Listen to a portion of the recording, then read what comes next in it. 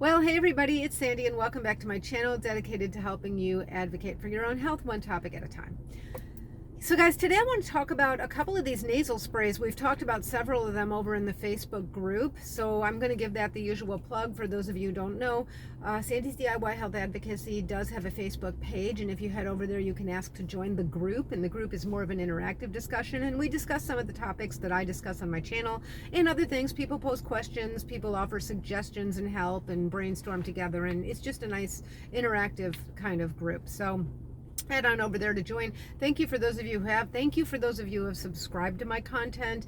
If you haven't subscribed to my content, I really hope you'll consider doing so. I've started this channel as my way of giving back. I don't load it up with like affiliate links and things like that because I don't want the room for bias that things like commissions will cause. So my only way forward is to grow the channel through subscribership. So I'll thank you in advance for liking, sharing, subscribing, and so on. Yeah, so onto these nasal sprays. So those of you who've been watching my content lately know that just a few weeks ago I got boosted with the bivalent boost. I didn't get it the minute it came out. I didn't feel it was best timing for me, and it seems like none of the protection from these boosts don't last that long, so I didn't want to get it so close to my previous boost. So I was about 10 months out actually. My husband was like 11 months out, so we both got boosted with the Omicron booster, and we also made some decisions I talked about on video that we're going to go back to some of the things we did before pandemic. And again, this is, I don't fault anybody for any way that they're doing this. Everybody has to sort of decide for themselves when they're what things they're going to give up and what things they're going to risk. But I decided that I was too risk adverse at this point, given the virulence of the variants out there. And yes, I am concerned about long COVID, but I'm also, I had lung shingles for a while. You know, there are all kinds of viruses, and I'm also concerned about some of the other things I was giving up. So I'm not completely going back to my pre-pandemic life. I'm finding a new normal, just like I did before. But this new normal involves some small indoor group things, holidays, and it depends on the infection rate in my area and things like that. So it's nuanced, but I don't see myself ever giving up masking in airports, grocery stores, and things like that, just so you know. But I decided that this was probably the right time to, if I was going to go ahead and do this, to kind of loosen up, would be right after a boost. Because right now my immunity is as good as it'll ever be. And as the antibodies start to wane, still have some deep humoral immunity, but you can get kind of sick before that kicks in. If I were going to get this thing, which I still hope I don't, I would like to get it when my immunity is waned just enough that I could, but not so much that I get really sick. I don't know if that makes a whole lot of scientific sense, but it does make some good common sense to me. And just anecdotally, when I look around at people I know who have gotten sick, people who were much further away from their boosters got more sick. Now, the good news is I don't know anybody with long COVID except for someone who was not vaccinated who had a very severe case. That doesn't mean it doesn't exist. I know it does. I've read the studies as well, but that's a tangent. Anyway, one of my go-to mitigation strategies, since I am doing some things indoors like holiday gatherings that include eating and therefore not masking, is going to be using these different nasal sprays. And they're all broadly antimicrobial, and I'm using two of them, not the third one, so let me just go over that briefly. Enovid is the first one. I've talked about this on my channel before. I think I have 2 videos dedicated to this. So if you want to watch those videos, I'm going to try to link at least one of them here. This is a nitric oxide spray, Nitric, not to be confused with nitrous oxide, which is an anesthetic. Nitric oxide is a profound antimicrobial.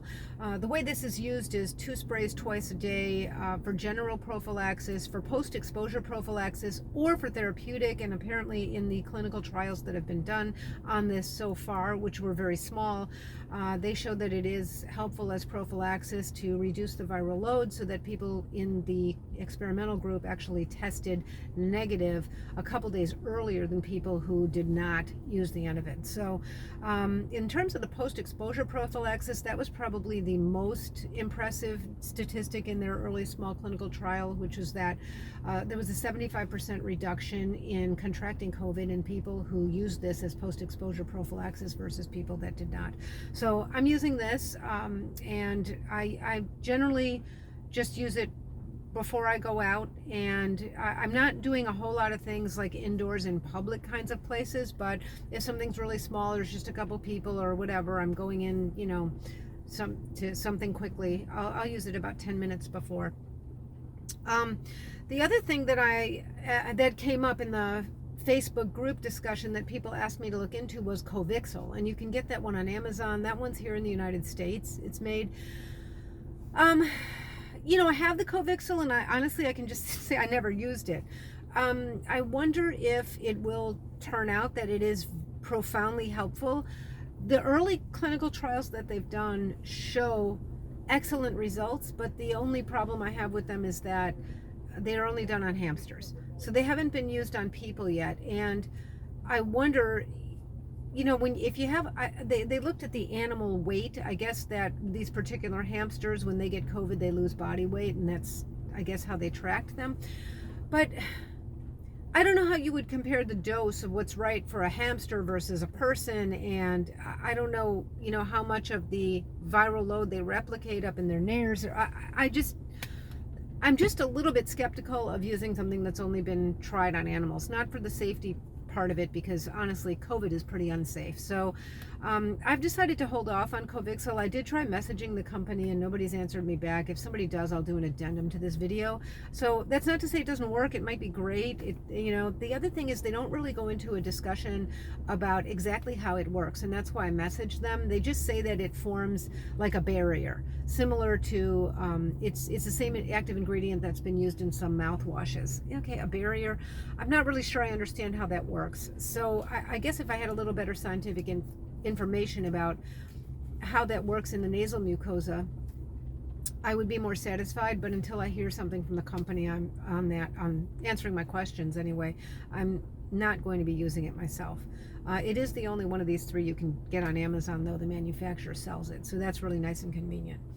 Okay, so the third one is Taffix. That's this one, and that comes from the same pharmacy where you can get the Enovid.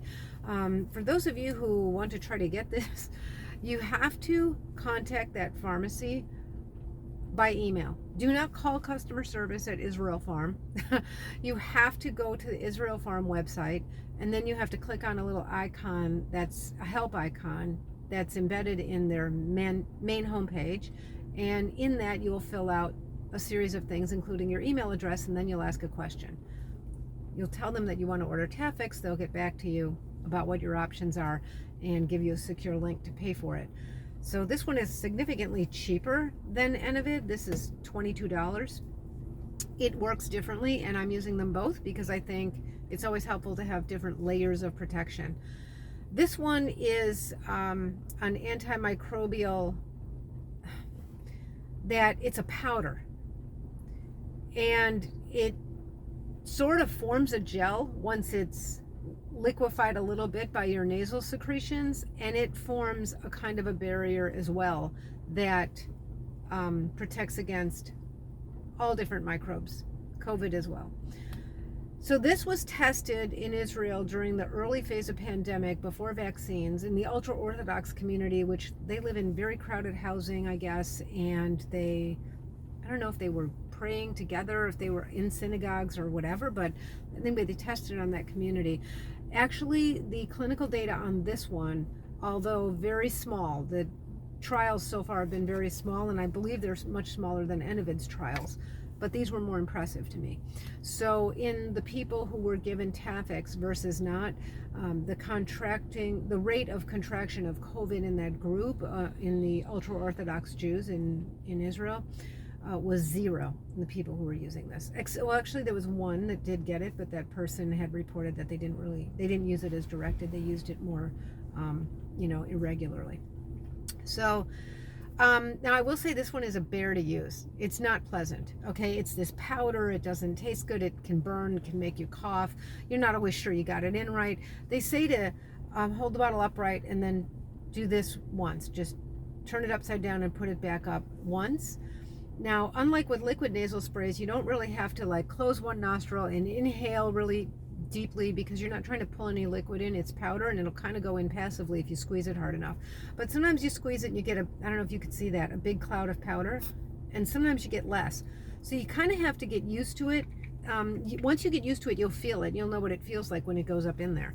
And honestly, I think this one, you can like feel the barrier effect of this, sort of, if you will. So that's what I've been doing. I've been using those two. If anybody has been using Covixyl and you have some, great success stories, like even though they'd be anecdotal, please feel free to put prolific comments down in the comment section, because I think a lot of people would like to just buy something that's cheaper and that they can buy on Amazon from the manufacturer. So it's not so sketchy like a second party or third party, seller. But for me, until I get some answers to the questions, or at least some anecdotal evidence about how it works in people, I'm just not comfortable relying on that at this point. So I've been doing this for a few weeks now, probably almost a month, 3 weeks, for sure 3 weeks. And I'm going to be traveling in another 3 weeks. So we'll see how that goes. I'm a little scared to do that. I'll do another video shortly about what this has been like, because it is a little scary starting to do some things that are new that you've given up. And I almost think that's kind of up in the brain. I think there's kind of a locked in loop. Maybe it's like, I refer to it loosely as a fear loop, or a habituated fear kind of response. But it feels really weird when you first go sit down with people indoors, for a holiday or something like that. So, so far so good. I'm going to let you guys know how I do and how it goes. So far I'm happy with the decision. I'm finding myself willing to push myself to do more. It's hard for me to do more, but I'm going to push myself to take more steps. Nothing reckless, but I want to do more and get some more life back. Yeah, so that's what I've got going on. Let me know if you guys have any experience with any of these sprays, good, bad, indifferent, and let me know if there's any other questions I can answer about them. And until next time, be well. Bye-bye.